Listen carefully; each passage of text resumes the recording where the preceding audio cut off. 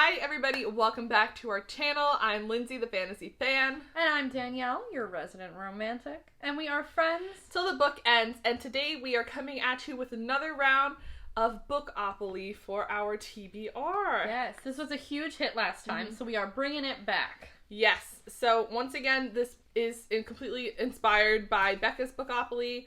I created my own board. They are not the same prompts, but they are of the same vein as the one she did, so we'll link her channel down below. I'm sure everybody knows who she is and her awesome game. But this was a really fun way to pick TBRs and kind of see what we could fit into the different prompts. So yeah, we're just gonna go ahead and get started with our rolls, so let's go.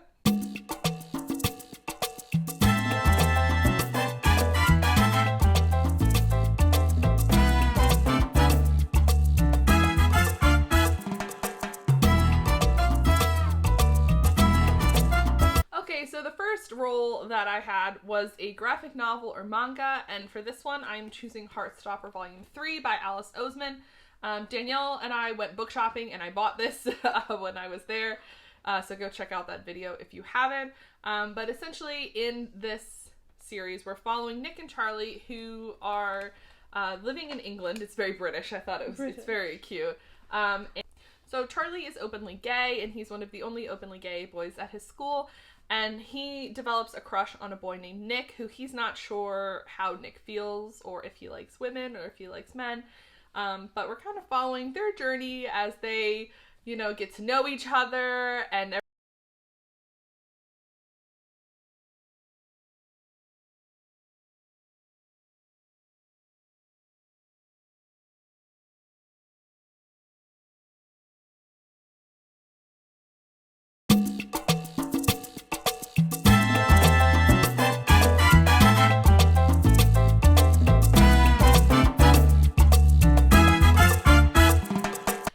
so the first thing I rolled was Buy It, which I'm going to be buying from Blood and Ash by JLA, aka Jennifer L. Armentrout. I told Lindsay, I think once the third book came out in May, so once that came out, I would give it a read. I have yet to buy it for some reason, and I just keep putting it off. So I'm going to go ahead and buy that, and I am, of course, preemptively going to buy the rest of the books that are out in the series. Of course. It's going to be a win. It is a young adult paranormal romance by Jennifer L. Armentrout. When have I not liked that? One of those, right? Right. So I will end up buying all of them. I'm not going to give the synopses really for Blood and Ash because we've talked about it so many times on this channel. It's ridiculous. But basically, I think it's Poppy. She's supposed to, I don't even know what. What is she? She's a maiden. Right. She's the one who's supposed to ascend to the rest of her society, but she's kept by herself, and she's not allowed to interact, but then she gets a new guard, and what she said has happened.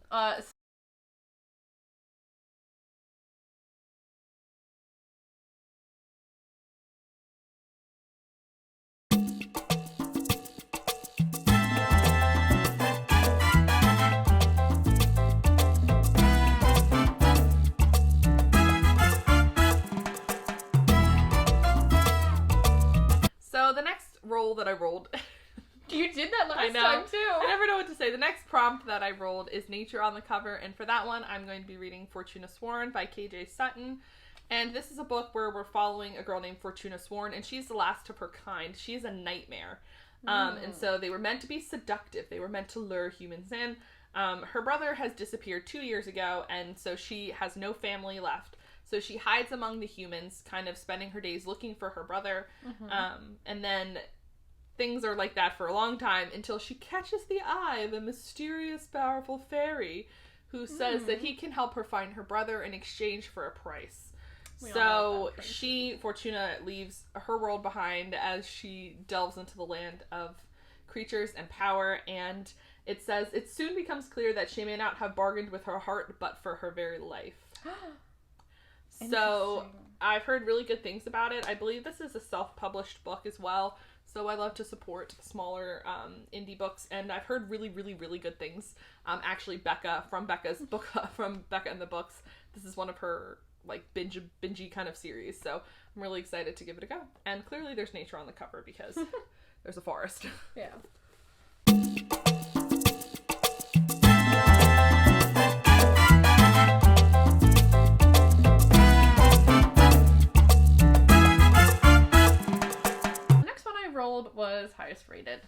And the way that Lindsay told me this is supposed to work is you're supposed to look at your want-to-read list on Goodreads and pick the highest-rated book on there. If you have not heard, I'm not good at keeping up with Goodreads. I get that it's a good kind of, let's call it social media for book readers, but I don't know, I can't seem to quite get into it. It still says that I am reading Kiss My Cupcake, which we read like months ago. Yes. So I didn't quite have that. What we did is I actually am excited to read another Colleen Hoover book, and I have quite a few books by her that I have yet to read, so we've kind of just compared the ratings for each one, and the one that I ended up with is It Ends With Us. This got a 4.4 rating, which is pretty high to begin with. Yeah. Which is pretty high, and it's the highest of the books that I have by her.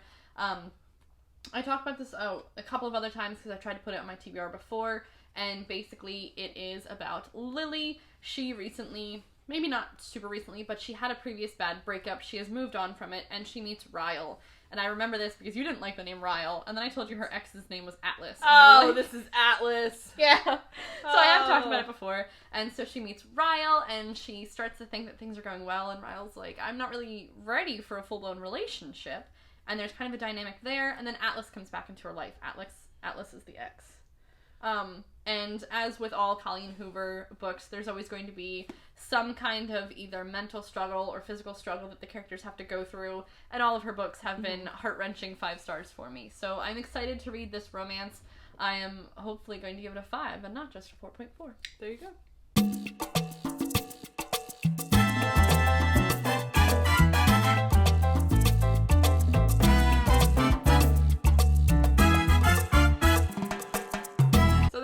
That I have to fulfill is a book that has magic within it. And for this one, I have chosen The Last Fallen Star by Gracie Kim. This is a Rick Riordan Presents. So Rick Riordan is a middle grade mythology writer, and his Present series are kind of ones where I think his publishing industry, or he sponsors different people from different cultures to write middle grade about that culture's mythology. So I know that there's one about Chinese mythology, about Hindu mythology, there's one for Native American. That's fascinating. Yes. And so this one is following Korean mythology. So in it, we're following a girl named Riley who comes from a powerful line of Korean healing witches. So she's really desperate to be able to follow within her sister's footsteps and join a magical clan, but when she turns 13, she discovers that she has no powers. So she kind of feels like she's the odd one out in her family and her community. Right. And then her sister, she gets the idea that perhaps that she could cast a spell that allows Hattie to share her powers with Riley. So when the sisters attempt this, something goes wrong, and Hattie's life is hanging in the balance. So it's up to Riley to complete an impossible task to find the last fallen star to save her sister. So it sounds really cool. I have not read anything about like Korean mythology as far as like witches and things like that go. Yeah, that would really be interesting. So it sounds cute. It's middle grade, so it should be a quick read. And I really enjoy this Present series, so very excited to read this.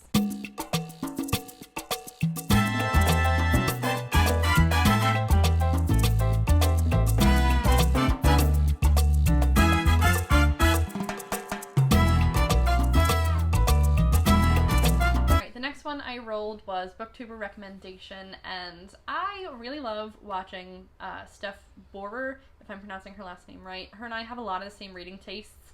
She loves emotional books. She loves romance books, both young adult and adult. Yeah. So I always immediately go to her. Yes, absolutely.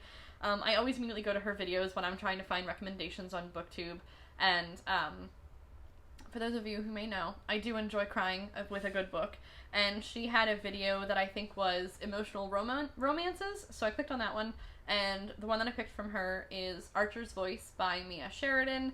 This is definitely going to be a sobbing book. It looks at Bree and Archer. Both of them have had wounds and trauma in their past, but they're also both healers. And so they come together, probably first at friends, and then to see what's more. As far as I understand it, Archer, he is either mute or he does not speak, or he has lost his voice, and that is his big trauma. And that relates back to his original trauma that we're going to find out in the book. And I'm not quite sure what exactly is Bree's story, but it sounds like they're going to kind of see what it's like to put their worlds together and heal each other, but also see how love can heal as well.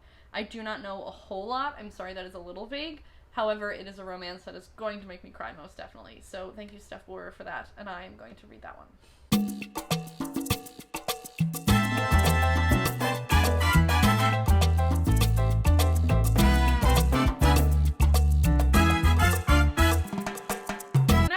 prompt that I rolled is a book that has been adapted into a movie or TV show. And I was like, oh god. I was like, I have no idea what to read. But then I remembered that The Underground Railroad by Colson Whitehead has been very recently adapted into an Amazon Prime show. Oh. So I'm very excited to watch the show, but I definitely want to read the book first. So in this book, we're following Cora, who is enslaved on a plantation in the South in the 1800s. And she decides that she's going to escape because life on the plantation is particularly bad for her. So she and another person escape, but in the process of doing so, they accidentally kill a white boy. No. So they are being persecuted and hunted. And what makes this Underground Railroad different than the real-life Underground Railroad is that Colson Whitehead has reimagined this into an actual railroad where trains and engineers and people work to get enslaved people onto actual trains and railroads and get them to other parts of the country where they'll be safer. So Oprah, this was in Oprah's book club. There's been a ton of praise for it. Obviously, it was made into a TV show, so I'm really looking forward to this. Colson Whitehead, I have read The Nickel Boys by him, and I thought it was a really interesting read. So I'm kind of curious to see his take on the Underground Railroad, because I think that growing up, a lot of us were like, oh yes, the Underground Railroad is a real railroad, and he was like, you know what, I'm going to take it and run with it. So I'm really interested to see how this goes. I'm sure it's going to be, a very heavy read, but right. I'm looking forward to it.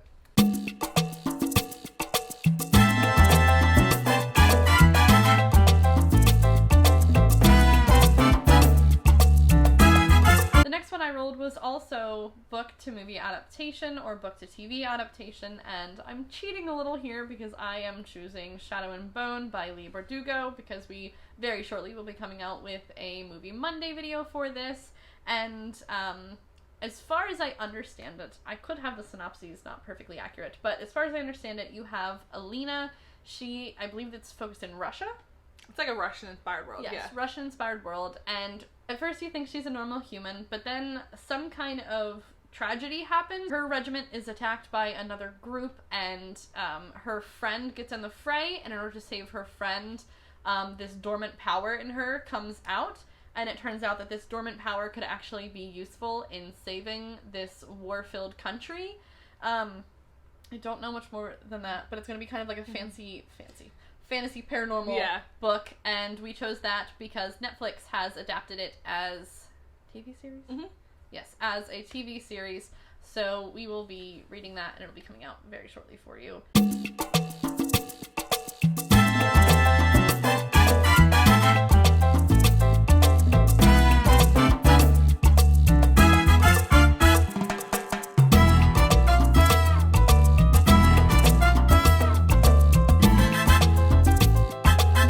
So the next roll was a short book, and for this one I have chosen A House at the Bottom of the Lake by Josh Malerman. Josh Malerman is the author of Bird Box, which was a very famous book that got turned into that Netflix movie with Sandra Bullock, My Queen. But in this book, it's only 116 pages, so I thought it fit. Yeah, it's a very short little, like a short story kind of thing, so I thought it fit the short prompt well. But in this book, we're following two teenagers who are 17, and they go on a date. Their first date together is canoeing across a lake kind of thing, and when they look below the surface, they find a house at the bottom of the lake. And they decide that they're going to go explore it. I'm not quite sure how that works. If they're snorkeling, are they scuba diving, like what their deal is. But it says it's got 2 stories, it's got a garden, and the front door is open. It's a house at the bottom of the lake. But just because a house is empty doesn't mean that nobody's home. It's a spooky book. Yes. Oh, yeah. Horror. I would imagine. So, yes. Jeez. It sounds interesting. It's set in water, so it's an interest. Maybe it'll be a summery book. I don't really know. So, a nice summer horror book. So, yes. You're going to be on the beach reading that, and then you're going to be like, what's underneath my ocean? I will not be in the ocean. No. That's for sure.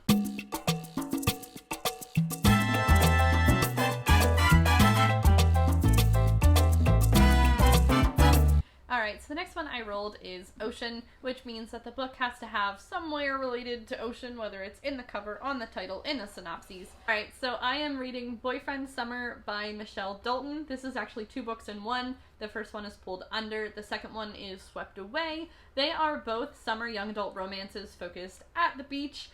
In the first one, Izzy enjoys surfing and waves at Pearl Beach, Florida, and then she's happy to just do that until she meets the cute and charming Ben, who walks into her life. And an unstoppable romance blooms from there. In the second one, Mandy is ready to fill her summer with lobster boils, endless work days at the historic Rock Point Lighthouse, and tourists in town for the popular Lupine Festival.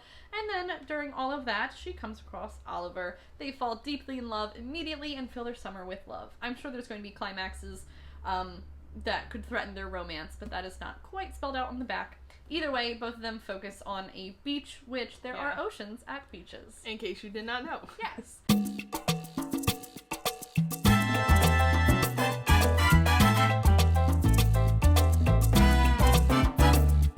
Okay, so the next prompt that I need to fulfill is a buy it prompt, so I have to buy a book, which works out very well because in July, the 3rd book in the Crown of Feathers series by Nikki Powell-Preto comes out, entitled Wings Shadow. This is one of my favorite covers. Like, this series has one of my favorite covers of all time. But I'll give you the synopsis for the first book, since I can't spoil the 3rd book. So in the first book, we're following 2 sisters, Veronica and Val, who come from a long line of Phoenix riders. However, it's this series. I'm sorry, I didn't mean to interrupt you. I remember you talking about this. Yeah, it's been a while, because I've been waiting for this 3rd book to come out. So they, however, in their world, Phoenix riding has been kind of outlawed, and all the Phoenixes have been hunted down and killed, or so everybody thinks. So we're following different people. Our main character is Veronica, but then we're also following a boy named Tristan, and another boy who is an animage, which means that he can talk to and control animals. Ooh. So we're following a whole different cast of characters as they all kind of come together. There's a secret society, there's a resistance movement, nice. Because it turns out that the Phoenixes aren't actually gone. They've been in hiding. And so Veronica, her whole deal is that she wants to become a Phoenix rider within this resistance society, but the resistance society only lets men become a rider. So she was like, I'm going to become Mulan. So she chops off her hair and she pretends to be a boy as she joins their ranks. And it was just so good. The second book was pretty good too. I gave the first book 5 stars and the second book 4 stars. So I'm really interested to see how this kind of all wraps up. But it's really cool. And obviously I'm going to purchase it since I own the other 2. Wonderful.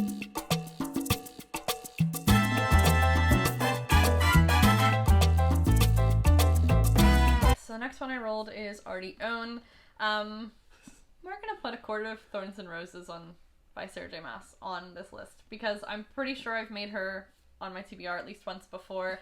And Lindsay, for almost a year now, has been dying for me to give this a try. When it first came out, I was not giving into the hype, and I was like, I'll never read this series. And then Lindsay was like, hi, read this series. And I was like, okay. I will. Eventually. Although we have a poor track record of Danielle, my recommendations to Danielle never go well. Right. So. I think there was at least one book that I did like. So okay, we got one. Right, we're not completely zeroed out. I'm going to give it a try this time. Lindsay, you're going to have to remind me, but it's here. A brief synopsis for it if you have somehow not heard of it, if you are like me and you've been under a rock for the past 23 years. You're looking at 19-year-old Feyre. She is a huntress and she kills a wolf in the woods, but when she does that, a beast-like creature arrives to demand retribution. This is, I believe his name's Tamlin, and he drags her to the Fey world. And what first turns out as icy feelings kind of turns into a steamy romance, or fiery passion, they say on the back. So I'm curious to see what's happening there, but it does mention that there is an ancient wicked shadow hovering over the fairylands that is growing, and Feyre has to figure out a way to stop it or doom Tamlin and his entire fairy world with it. It's a very vague back. I'm curious to see what exactly is that wicked shadow that is hovering over it. But for this video, I've realized that I really don't remember ever actually reading the synopses. And now that I know that there is a hopefully hate to love in here, I'm gonna read it. I do need to ask though, Cruel Prince was a hate to love where you supposedly get more of the love in the second book. Am I kidding? I can't even tell you because it's a massive spoiler. Damn it! I will say there's there's love and romance in this book. That's what I want to know. Yes. The second book is like insane. You don't have to mention the second book. Insane. I just need to know, am I going to read this and actually get love in this first one? Yes, there will be a romance. Okay, good. I was set up a little wrong myself for Cruel Prince, so I want to make sure that I'm putting myself on the right expectations for this. Yes, there's a romance. Good. Then July. Everyone right now, hold me accountable. I'm reading this in July. We're ready. I'm ready. I'm ready for you to read it. Me too.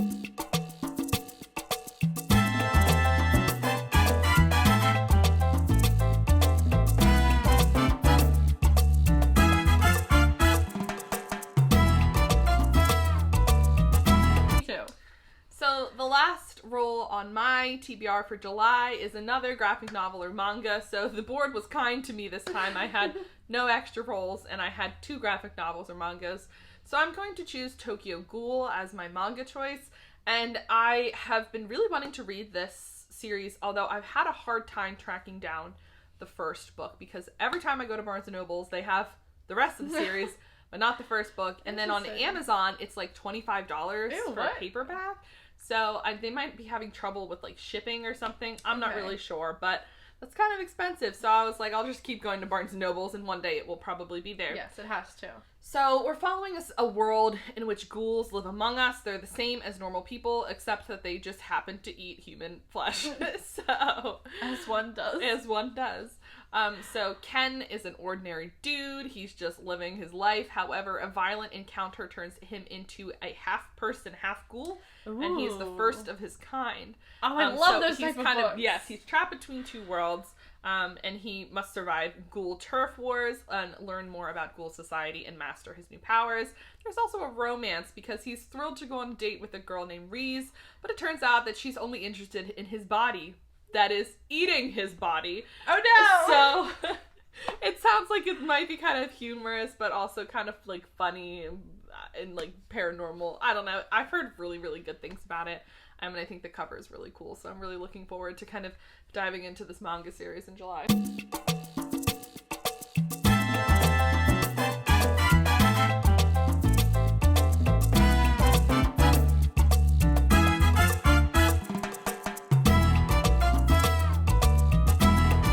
So the next one I rolled was season inspired, so of course I'm going to pick Open Road Summer by Emery Lord, because it sounds pretty season-y. Yeah, right. So this is a cute friend/romance young adult book. So you're looking at Reagan and Dee. They've both recently had their hearts broken and they're like, summer trip, let's go, girl time, we need it. Surprise, Dee is actually known to the world as Lila Montgomery, a country music superstar. Oh. And so the summer trip is also actually her first world tour, or at least headlining tour, whatever goes on in the superstar world. And so it's kind of a girls trip in that. However, guess who joins the group? Matt Finch joins the tour as its opening act. His boy next door charm quickly reels in Reagan. And is Reagan ready to risk her heart again? Is she just here for the, friendship time? Who knows what's going to come of this? I always love summer trip vibes. I always love young adult romance. I like the cover. Yes, the cover is cute. It's very simplistic, but also cute and colorful. So I'm excited. I'm going to get major summer vibes for it.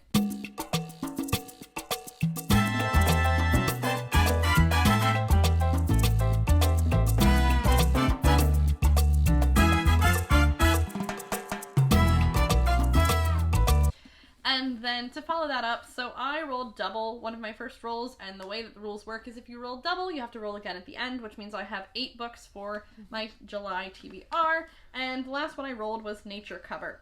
This one I'm going to be reading is Starry Eyes by Jen Bennett. Lindsay has already read this before, and she said it's a little bit of like a Romeo and Juliet retelling kind of thing. Yeah. So our main characters, Zori and Lennon, they used to be best friends, but a big blowout during last year's homecoming dance has destroyed them. And now it is summertime, also a great summer vibe book to read. Now it is summertime and they are going on a camping trip. And is it friends, family? Friends. Yes, friends camping trip. And there's a little bit of drama that happens with the family, if I understand correctly, from remembering what Lindsay talked about. And essentially, hopefully, a rekindling of their friendship and possibly more. So my summer, or at least my July, is going to be filled with a lot of young adult summer romances, and I am Sounds here good, right? for it. Alright, so those are the books that we have rolled for July. Let us know what books you're reading. If you enjoy Bookopoly, it's one of our favorite ways to kind of pick our TBR, because it kind of forces us to go outside the box a little bit, or perhaps pick up books that we've had just hanging around, or buy new ones, which is always appreciated. Or force us to read books that we keep saying we're going to read and never do. Very true. I don't know about you, but Bookopoly kind of makes me feel like I'm obligated to read the ones that are there, which makes me read the books that have been on my TBR. Yes. So, so let us know in the comments what's on your July TBR, and we will see you guys in our next video. Bye!